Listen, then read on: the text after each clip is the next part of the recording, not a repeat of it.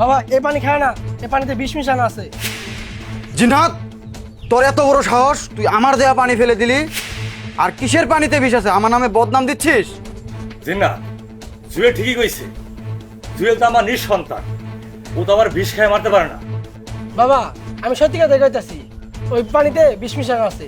তুমি তো আমার কথা বিশ্বাস করবে না, তাহলে শুনো।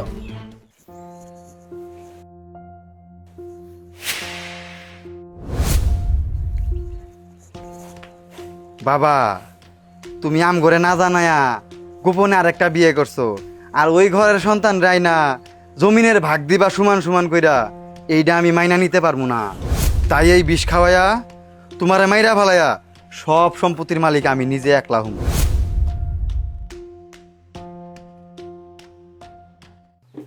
জুয়েল, তুই এই কাজটা করতে পারলি? আরে তোর লাগে কি না করছি। ছোট রাইখা তোর মা যখন মারা যা, তোর আমি কুলে পিঠে করে মানুষ করছি, খাওয়াইছি, গোসল করাইছি, স্কুলে নিয়ে গেছি। আর এত কষ্ট করে তোর লাগে আমি সম্পত্তি করছি। আর আজকে আজকে আমি তোর শত্রু হয়ে গেছি, তুই আমারে পানিতে বিষ খায় মারতে চাস? এটা আমি আশা করি নাই বাবা। চুপ করো বাবা, কি বললা তুমি? আমার জন্য অনেক কিছু করছো? তুমি আমার জন্য কিচ্ছু করো নাই। তুমি করছো ওই জিন্নাতের জন্য। তুমি তোমার সুখের জন্য আমার মা মারা যাবার পরে গোপনে আবার বিয়ে করেছো, আর সেই ঘরেরই ছেলে হলো এই জিন্নাত। আর তুমি কি মনে করছো তোমার সম্পদ আমাকে দুজনে ভাগ করে দিবা? আমি এটা জীবনও মাইনে নিতে পারবো না। এই কারণে তোমার এমাইরা তোমার সব সম্পদের মালিক আমি একলা হমু, সেই জন্য তোমারে পানিতে বিষ মিশাই দিছি। বাবা জুয়েল, তুই ভুল বুঝতাছস। আসলে জিনাত আমার সন্তান না। তুই তো জানাসই বহুদিন ধরে আমার হাড়ের অসুখ। আমি আমি একদিন বাজারে যাইতে সময় আমার হাড়ের অসুখ বাইরে যা, আমি অসুস্থ হয়ে পড়ি, রাস্তায় লুটে পড়ি।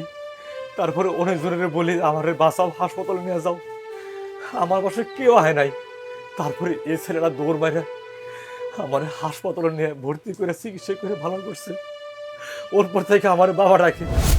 তারপর থেকে এই ছেলেটারে আমার ছেলে মতো ভক্তি করি। কিন্তু বাবা, আসলে ও আমার সন্তান না, আমার জীবন ফিরে নিয়েছে।